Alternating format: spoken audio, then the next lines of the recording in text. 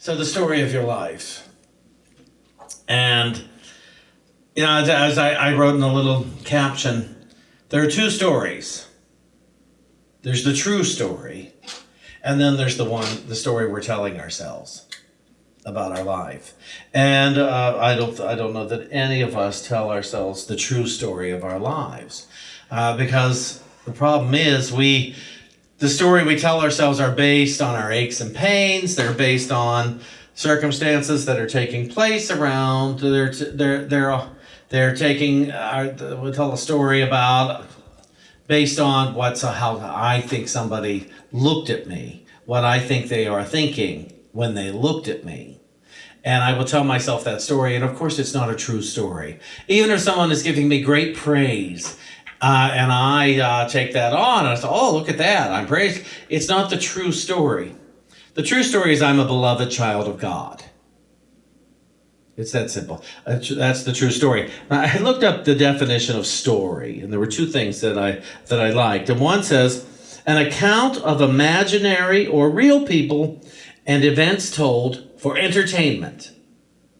I like that one. And then this one, an account of past events in someone's life or in the evolution of something. And the example they use is the story of modern farming. And I thought, okay. They're stories, and I like that, for the purpose of entertainment. And so we looked up, that's why we tell a story. For years, I always had a hard time if somebody told a story and they changed the events, the details of the events. My mother used to do that, and other friends have done that. And I say, no, it happened this way, and this way. And then I heard a woman she's big in the Christian world, but she said something very funny. She's old head, but she's also from the South. And she said, I never let the truth get in the way of a good story. And I thought, oh, that's interesting. And I've since heard a few people say that, and they say it meaning to be humorous, because I guess ultimately the story doesn't matter, does it? But when you change the details, sometimes it can rankle us, because I already had a definition of myself based on what I believe were the true details, or the facts. The facts aren't always the truth, but they're just factual. But the facts don't tell me the meaning. The facts just tell me what happened, assuming I'm telling honest facts. Because I've also seen people make up facts. It's like, are you kidding me? That never happened. Oh, yes, it did. No, really, it did. I was there too. That did not happen. You're making that up. You might believe it at this point. I remember I went to make peace with somebody once who had made up a huge story of things that had happened that clearly had not happened. And I said, look, I'm not going to be a crazy maker and tell you didn't experience that. But it didn't happen. And that rankled them then. And it's like, so what do we do? The story. Is the story you're telling connecting you to God or disconnecting you to God? Let's look at it that way. That story. There's a story in Luke chapter 15. We've heard it relentlessly, and I used to think, oh no, we got to hear this story again. But it is the story of the prodigal son. And I got bored with that story until I understood it. And since then, I've never been bored with the story of the prodigal son. I think it's a fantastic story of the love of God. That we are loved no matter what we are telling ourselves. And even though we may not get to experience that love in our consciousness, and the reason we don't get to experience that love in our consciousness is because we have told ourselves a different story than God's story about us, than the story of love about us. We have told ourselves somehow we are incomplete. We have told ourselves we are somehow separate from God. We have told ourselves that, we are not loved or lovable. We have told ourselves that we're not getting all that we deserve, or that we don't deserve all that we are getting. We've told ourselves story after story after story, based on our aches and pains, based on how we are treated by others, based on how much money is in our pocket or our bank account, based on our hunger levels, based on our career, based on our home, based on the world we see and look at. Yeah, when you look at the riots that happened at the Capitol, we all had a story about it. Most people I know, their story is, that's terrible, that's just awful. But how many of us, when that was happening, said, God, tell me what's actually happening? Tell me, so that I may know and not make up a story. I'll be honest, I did. While having my sensations, while having my opinions and judgments, I still prayed to know the truth of what was going on there. That does not make me virtuous. It means I'm practiced in that, because I just can't afford my stories that I make up for the purposes of entertainment. And it's so impressive, the stuff we will make up for the purposes of entertainment. I mean, the nasty, cruel stuff. You know, we watch TV shows that are just, people are killing each other and hitting each other. Oh, you hit after you kill. You know, it's like people are hurting each other. People are dismissing each other. People are hurting themselves in these TV shows, and we can't get enough of them. I know some of the things David and I have watched, and my stomach is in knots, and I can't wait for the next episode. Because I what's going to happen? What are they going to do? How will good win out? And lately, more and more, while good wins out, it's not as good as it used to be. And that is interesting to me. It's, you know, the conclusion, the good isn't as good as it was when I was a kid watching TV. The good guys are iffy. The good guys have just as much doubt about God as the bad guys. And they're just written to win. Now it's about winning and losing more than good guys and bad guys. And good does not seem to outshine evil. It just stays in confusion. I don't want my story to stay in confusion. Do you? Do you? I said in the opening prayer, I said our prayer, the purpose for that is for conscious communion with God. That is why we pray. Conscious communion with God. I'll get back to the prodigal son. Don't worry, I haven't forgotten.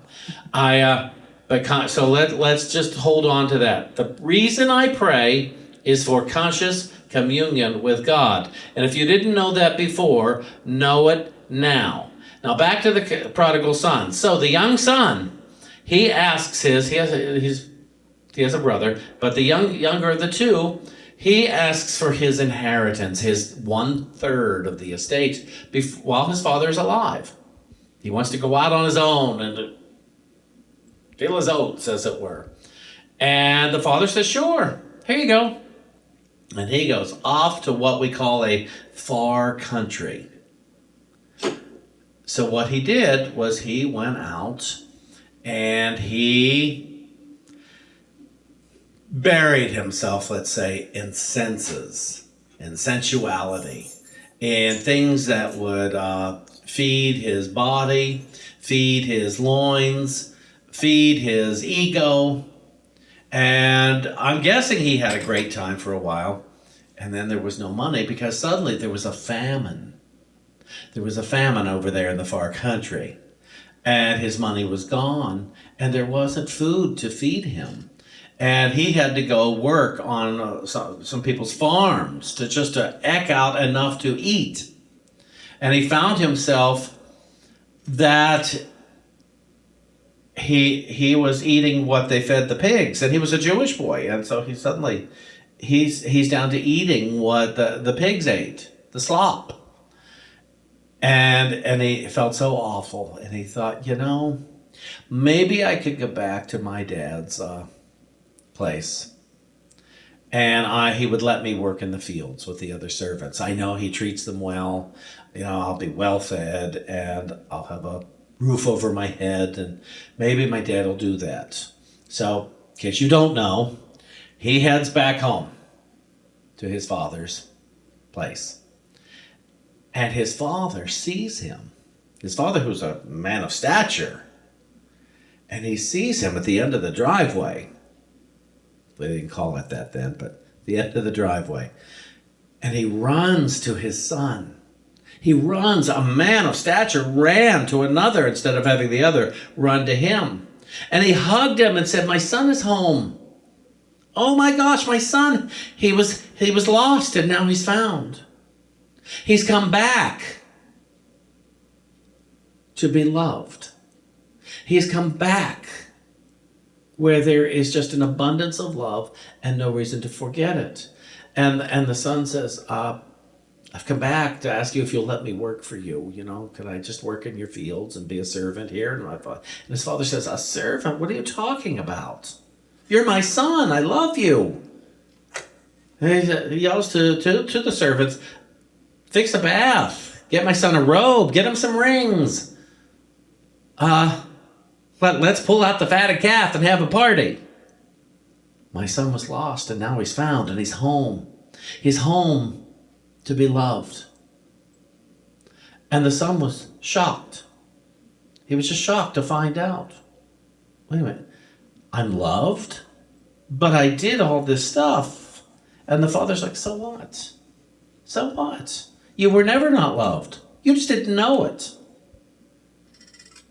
You told yourself," I'm making up words now, but I can make up, it's a story. I can add to it. You were making up a story that you weren't loved because you had done these foolish things. But all you did were foolish things. You didn't do anything to not be loved by me. You're loved. So we're going to have a party. Let's let that be your story. You are loved. Now imagine for yourself that in spite of everything that has ever taken place in your life, and this is if you have ever forgotten. Some people just know they're loved. And so this story for you guys, you can just take this to pass along to others who have forgotten. But those of you who have forgotten, take on the story today. Oh, I am loved with an everlasting love, and I can't not be loved. And it has nothing to do with my body. It has nothing to do with my body. My lovability has nothing to do with my body. It has nothing to do with my forgetfulness or my remembering. It has nothing to do with my money. It has nothing to do with my friends and neighbors. It just is. I am loved by my source. And what was this guy? The father is the source. The father and the mother together, really. But, the father puts the seed in and creates a child. That source, we can use it, to try to put it on physical terms. And so, ultimately, the Father in that story, He is the Holy Spirit, He is God, He is our source. And He's reminding us of what we are and who we are. And now that we have been reminded today, would you continue to remind yourself? Would you continue to tell yourself that you are loved and can't not be loved? I took an action this morning around somebody that I have had a certain amount of jealousy around for a long time, over in a area I haven't lived in a long time, professionally, emotionally, or anything, but I see their face, and that old thing came up, and I thought, well, this is silly. There is no competition. So I wrote to them and congratulated them and thanked them for being around in the crucial years we were growing up. And I thought, set yourself free, Shawn. Do not hold on to a story that isn't true. Yesterday, on my birthday, I was honored by a lot of people between Facebook and text and other things. We did not have a big party, but I was honored in so many ways, and I thought, wow, they have seen a side of me I forget about on a daily basis. Do people see a side of you that you forget about? on a daily basis, perhaps hourly basis? Do you forget the good that you are when you step on the scale? Do you forget the good that you are when you go to pay your bills or when you forget to pay your bills? Do you forget the good that you are when you go to the store and somebody's too busy to acknowledge that you're even alive? Do you forget the good that you are when somebody's going the wrong way up the aisle at the store? They didn't notice that arrow. Do you forget the good that you are when their mask is down to here, if they have one on at all? I rarely see somebody without a mask at all, but I see plenty of people who haven't even noticed it slid down. I don't want to forget the good that I am, and I don't want to forget the good that they are. I realize we're all going through something these days. We're all of us going through something, and I don't want my story to be us poor things. Nor do I want my story to be that terrible person who's endangering me. I don't need my anger to look for a home. I need to give my anger over to divine understanding so that I wouldn't hurt myself or anyone else. I have been taught in New Thought and in metaphysics. There's an alternative thinking between my story, which is never true, and God's story, which always is. And God, while not a human, still has a story. And the story is love. The story is peace. The story is intelligence. The story is understanding and wisdom. The story is we are God's beloved children. We are good. We have always been good. We will always be good. I just, these two lines in regards to the prodigal son, I printed out. It says, it may be challenging to return to the Father's house, but when we do make the decision to return, we too will be in for some great surprises, as the prodigal son was surprised when he went home. And it says we can return when we decide that we are a beloved child of the source, rather than a hired servant who is about to get caught doing something bad. When I returned to my source a lot of years ago, when I began to pray in earnest, and my prayers were not, oh, please God. My prayers were, oh God, I'm open and I am receptive. I am willing to know the truth, because I know without a doubt that the truth is better than anything I could make up. I did ask for something. I asked for the lifting of the bondage of self. I didn't even know what that meant. And I do now.